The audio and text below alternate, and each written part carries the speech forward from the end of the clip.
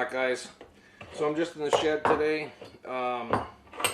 Today's going to be a short video. It's just going to be about leveling the pan and setting pan tension.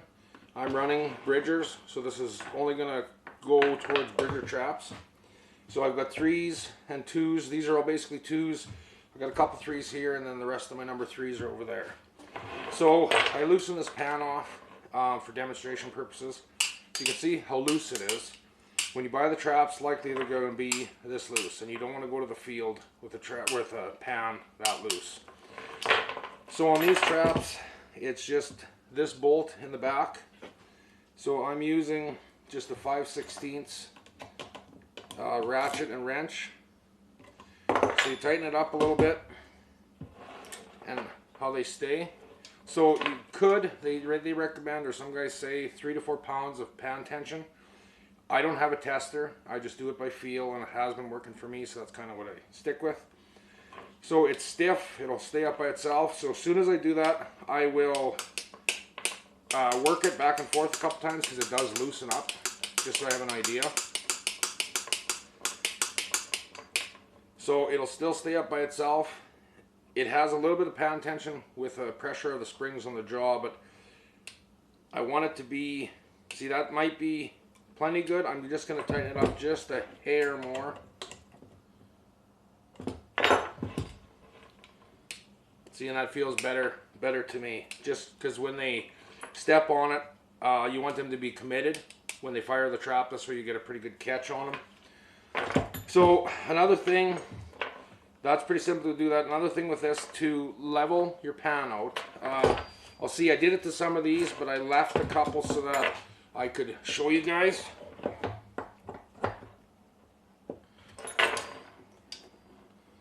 That one I did it too.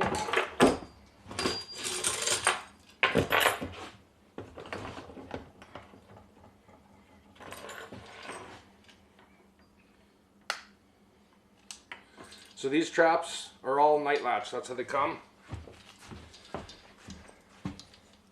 So this bolt in the back is how you adjust how level your pan is. When you loosen that off, you can knock your pan back a little bit and it will lay it flatter in your trap.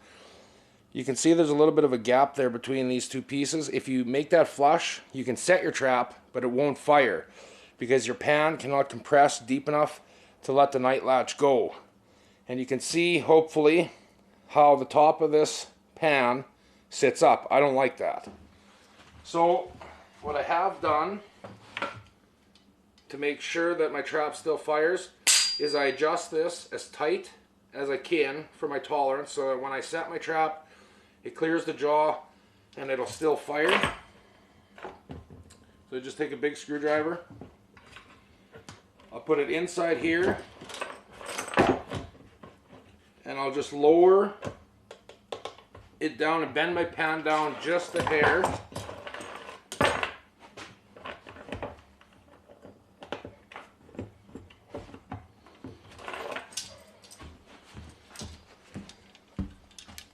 And you can see how much flatter that is. That's nice and flat. And the trap still fires.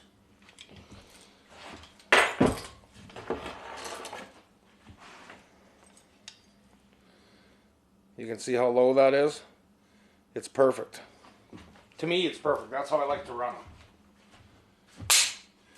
So these are all number 2s. They are 4-coiled Bridger. They are modified offset jaw. Offset jaw is the only thing I can run here, unless it's a drown set. So I've got a dozen number 2s here, and I've got probably a dozen or more number 3s here. So my number 3s, I got shock springs on them, and I got 4 swivels. So this is why I'm going over the traps. Look at that J-hook. That opened up last year.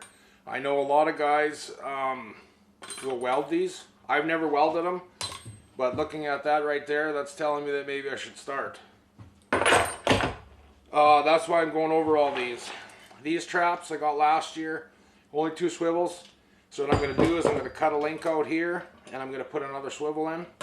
Just, I think the more swivels the better, because sometimes the way they get tangled up in the grass and stuff, it's nice to have extra swivels. So obviously these are all Bridgers, but I am running, I did buy a couple Montana number 3s. So obviously offset jaw, these are modified as well. So for these, I don't mind them, I guess. Their trigger or their dog is a lot different than this. It's, I would say it's a little more than half of what's holding on the night latch there. So you can't adjust these like you can the Bridger. You can play with your pan and stuff by bending this just a hair, but it doesn't give you much room. Wiggle room just because of the way the trap design is. I don't mind them, I guess. I only have 2 because I just wanted to try them out. But if any of you guys followed my channel last year, I caught a great big clay in this trap. And I don't know if I caught him half of his pad was in. But when I ended up dispatching him, only 2 toes were holding. But these levers were bent real bad. Now, if you look at them, I don't know if it'll show up, but the levers are still bent. I tried monkeying around with them on here, so what I might have to do is actually pull the trap apart, straighten these levers out while they're off the trap, and then just reassemble it, because I want to be able to use this again. I haven't had any trouble with the Bridgers yet, knock on wood. So yeah, basically I'm going to go through these, clean them up, check all the springs, make sure nothing's broken, cracked, bent. Obviously, like that trap's bent, everything else looks good on all the other traps. And then I'm gonna clean them up, get any dirt and stuff that's on them off, and then re-wax them. So I talked to a few guys about waxing and how they do it, and I do it a little bit different than them. What they're doing is they're taking like a turkey fryer pot or a canning pot, anything like that, and they're filling it up with wax, 3/4 full, and then dipping the trap in. How I do it is I got a turkey fryer burner. I got the pot that came with it, so that's what I use. Put about 4 gallons of water in, or whatever, maybe not even, and I'll get it boiling, and then I put half a brick of trap wax in. Let it melt, do its thing. So then when I'm ready to wax, I'm gonna have disposable anchors on all my traps. So I'll put, I think I can fit 4 comfortably in there. Depending how much water I have, I can put 5 in on top of the 4. So I'll let my trap sit in there for like 5-6 minutes, depending on how hot the water is and how cold the steel is, to make sure that these traps get as warm as that wax. Because when I pull them through slowly, I want just a very thin coating of wax on these. If you don't let your trap heat up enough, when you pull them out, they're going to look good, look like they're waxed real good, but once they dry, you're going to see big globs of wax everywhere. It's because your trap was not warm enough. You want just a thin coating of wax on. It'll mask all your scent, the human scent, because obviously I'm touching all these traps right now. So it'll mask that, and it'll mask the smell of the steel. If you have it and you leave it heavily waxed, it'll just flake off and break, and you're going to expose the metal, so the elements are going to get to it. Like all these traps were in the ground last year. These were new. They were just degreased and waxed right away, instantly. So there's next to no rust on them. This has just a tiny bit of rust on the pan. It's probably, the wax might be scratched off simply from the kite being in it. But anyways, yeah, I have these Bridger number 3s that I've dyed because I've had them for a few seasons. So they've been dyed multiple times and re-waxed. But these I'm not even going to dye. I'm not going to let them rust or anything. All I'm going to do is boil them, let all the old wax get off them, and it'll rise to the top in the water. I'll take a new piece of paper towel, and I'll just wring it around inside, and it'll suck that wax right up. And once they're clean, I will have another pot of water with fresh wax in. I'll dip them, I'll hang them, obviously, and then everything from once I start waxing them, everything will be with gloves. So there's no more human scent or anything like that. I'll let them dry and get ready to set. I'm not sure when I'm going to set. I'm hoping to get at it here pretty quick.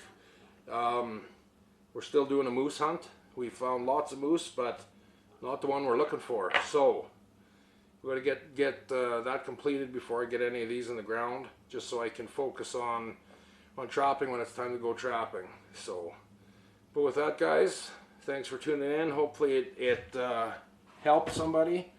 I know there's some young guys out there that may not know or may not want to ask.